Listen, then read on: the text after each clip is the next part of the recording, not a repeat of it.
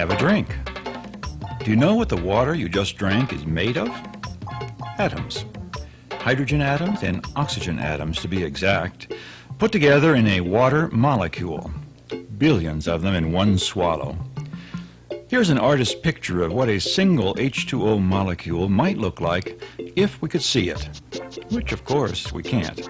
Even with the most powerful microscopes today, we can't see atoms. They're just too small. Let's try an imaginary experiment to see just how small atoms and molecules are. Take a glass of water and somehow we'll mark each water molecule so that you could recognize it if you ever came across it again. Now we'll pour all the marked molecules down the sink and let's swallow them. If you live in a city or town, the water molecules will mostly all go through the sewer pipes, where they will mix with other water and waste molecules from hundreds, thousands, maybe millions of other sinks in your city. After the purification processes are finished, your water molecules will go out into a river and eventually down to the sea. Of course, some of them may be taken up into the air by evaporation and carried off by the wind, and some will be taken up by living insects, plants, fish, people, and will become a part of insects, plants, fish, and people. For the sake of our imaginary experiment, though, let's assume in this case that all of your water molecules that you pour down the sink eventually get distributed evenly into all the oceans, lakes, rivers, and ponds of this world. Comes the surprise. Down to an African marsh lumbers a giant elephant. He puts his trunk into the water and gives himself a shower bath. He is washing himself with over 200 of the water molecules you poured down that sink. He isn't that special, though. In a chilly northern Wisconsin lake, your dog dives off a pier to fetch a stick. She swims through a few hundred of the water molecules you poured down that sink. On spring vacation, your brother jogs along a beach in Florida, his feet washed by the Atlantic Ocean. His feet would pick up a few hundred of the water molecules you poured down that sink. In other words, no matter where you go on Spaceship Earth, you could not escape. You would always, everywhere, find some of your marked molecules. Almost unbelievable, but true. Atoms and molecules. A new world of small size and large numbers. A world where many of our common sense notions about stuff no longer apply.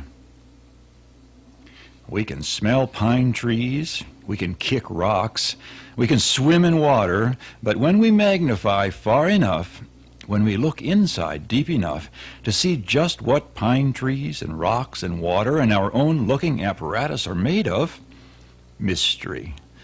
Are they really made of these super tiny, super plentiful, mysterious little miniature solar systems? Solar systems that are themselves mostly empty space? Yes, apparently they really are. Well, I need to make one correction here. Scientists used to think the atom inside was constructed somewhat like a miniature solar system. New evidence has shown this picture to be false. Today, the inside of the atom is pictured instead as a very tiny nucleus surrounded by clouds of electrons. Whatever it does look like inside, and perhaps it doesn't even make sense to ask what something we can never see looks like, still we do know that everything in the world is made of atoms. Everything. Simple things like air and water, and complicated things like spring wildflowers, and the camera that takes these pictures, the eye that sees them, and the brain that understands them. The idea of atoms is not new. The very first real scientific thinkers in ancient Greece made up the word atom and the idea it stood for. They said that the world was made of 4 kinds of atoms: air, earth, water, and fire. And they called air, earth, fire, and water the 4 elements. A tree, for instance, was made of some kind of subtle combination of these 4 kinds of elemental atoms. Now, each element itself is a particular kind of atom, always the same in itself, but rearranged over and over again into new combinations. When a tree decays, they said that the air, earth, water, and fire atoms were not destroyed, just recycled, around and around and around. Birth, growth, death, decay. Leaves budding, leaves falling. The generations come and generations go, but the atoms live on. And they were right. Atoms do make up everything that exists.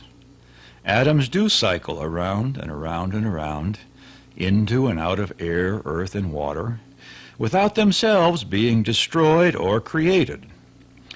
The Greeks were wrong about fire being an atom.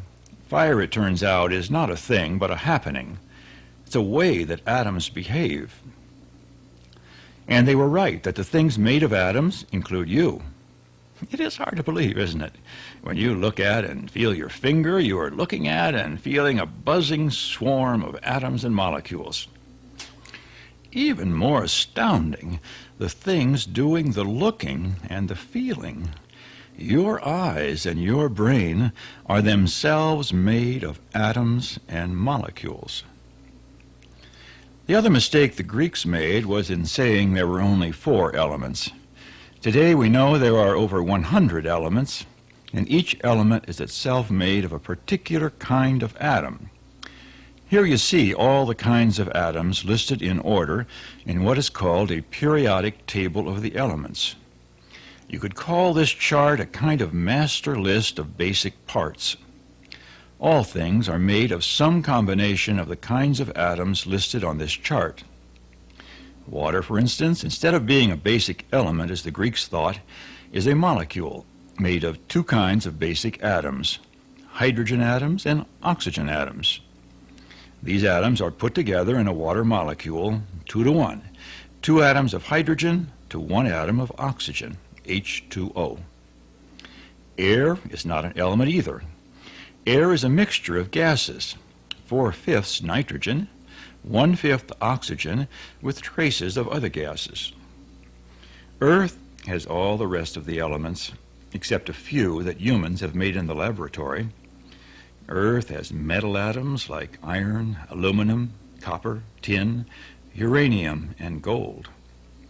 Earth has essential life-building elements like nitrogen, sulfur, phosphorus, sodium, chlorine, and carbon. Here again is the complete list. Some kinds of atoms are rare and some are plentiful. It's the plentiful ones that are most involved in making living things. These 30 to 40 life-important elements, basic kinds of atoms, circulate around constantly into and out of the air, earth, and water, making for a very active, richly furnished spaceship. In the universe as a whole, over 90% of the atoms are the simplest possible one, hydrogen. Though it is a better vacuum than any we have ever created on Earth, space is not empty. In a cubic foot of space, you would find a few hundred hydrogen atoms. And there's a lot of space out there. In that plentiful space, you do find concentrations of atoms that we call stars. Stars, too, are mostly hydrogen, but the hydrogen in stars is in violent motion, releasing energy and creating larger atoms in the process. And once in a long while, a star will explode and spread some of its atoms, small and large, far and wide, into the space around itself. And once in a very long while, this stardust will find itself clumped together into chunks that we call planets. Not too close and not too far away from a parent star. Chunks like our own spaceship Earth. On these well-placed planets, stardust eventually finds itself made into hands and brains of creatures called human, who in turn learn how to put other remnants of those starry explosions to work. We learn how to take nitrogen atoms out of the air, for instance, and make them combine with hydrogen and other atoms to make fertilizer for cornfields. Or we make them combine in other ways to make fireworks for 4th of July celebrations. How to get iron atoms from rocks and make them fuse together to form steel beams or railroad tracks. How to get aluminum atoms from clay, make them fuse together to form airplane wings and motors or strong, thin power lines. How to get tungsten atoms and make light bulb filaments. How to get silicon, oxygen, and a few other rare atoms to blend together to make plaster and cement. And glass fibers and computers. How to find and take out uranium atoms from rocks and make bombs and electric power plants. The Greeks were indeed right. Everything is made of atoms, and the whole trick of modern chemistry is understanding the atoms listed on this chart, understanding them well enough to make them do the tricks we want, and to bring us some surprises along the way. Example. In our laboratories, we are learning how to rearrange atoms into ways that will be useful in carrying messages, solving problems, curing disease, enhancing beauty, building wealth, and prolonging life. We can hook up carbon and hydrogen atoms in a line, as in this molecular diagram. Here we would have one kind of useful material that you could burn in your automobile as fuel. Add a few oxygen atoms and hook it together in a slightly different way, and you get a very different material, synthetic rubber. Hook in a still different way, and you get a useful fiber, nylon. In a much more complex way, nature has formed giant molecules like this, DNA, deoxyribonucleic acid. Now, DNA is the basic life molecule, the molecule that carries the directions necessary to make a tree and to make you. Very recently, chemists have learned that carbon can hook to itself in a whole new way, in the shape of a soccer ball. They call this new molecule a buckyball. In the next few years, there will no doubt be thousands of new molecules based on this way of hooking carbon together. And who knows what new kinds of materials, what new kinds of drugs, fabrics, lubricants, paints, and machines may come from this new knowledge.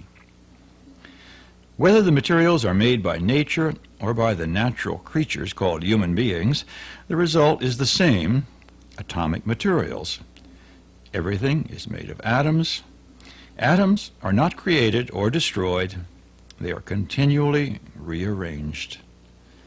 And the eye that sees this, the brain that understands it, are made of the same atoms as the things seen and the things understood. So you see, there are some mysteries here. The kind of mystery that Albert Einstein was thinking of when he talked of the mysterious harmony of nature into which we are born. To help touch these mysteries, let's trace the travels of one atom from long ago until now. And let's start with the carbon atom, tied up in a carbon dioxide molecule in the ocean of long ago. A living green plant floating in this ancient ocean takes in the carbon dioxide molecule and pulls out the carbon atom, using that carbon atom as a building block for its own living factory. The plant cell dies and sinks to the bottom of the ocean, where it is covered by layer on layer of sand and silt. A few million years later, it is taken out of the ground. The carbon atom is now a part of fuel oil, and it is sold to a power plant where the fuel oil is burned to make electricity. Now the carbon atom we are following is sent out into the air as a part of a carbon dioxide molecule again. Floating with the trade winds, it ends up in Africa. Taken in by a leaf of an acacia tree, it becomes now a part of the leaf, which is eaten by a giraffe. The giraffe is eaten by a lion, and now the carbon atom goes to the lion's muscles, where it is burned during a romp with his brother lion across an open field. It leaves the lion's lungs as a part of a carbon dioxide molecule again. In crossing the ocean, it enters an aspen leaf and becomes part of the aspen trunk, which is cut and made into paper, which is used in a classroom.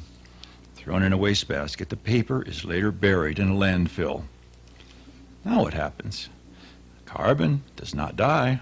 It is taken up by decay bacteria, which change it into carbon dioxide and send it back into the air or water or soil. maybe back to a single-celled floating plant in the ocean. You see what we mean by atoms not being created or destroyed? From the very beginning of this planet, they are merely rearranged into one thing or another. And if you remember how tiny and how plentiful the atoms were in that first glass of water, perhaps now you can appreciate another striking mystery. You undoubtedly have within your brain at this moment some of the very same atoms that were in the brain of Julius Caesar, or Abraham Lincoln, or Marie Curie, or Martin Luther King. Pick anyone you want. We share this world in all kinds of ways. Try an experiment. Watch the final pictures and make up your own story of the adventures of a traveling atom.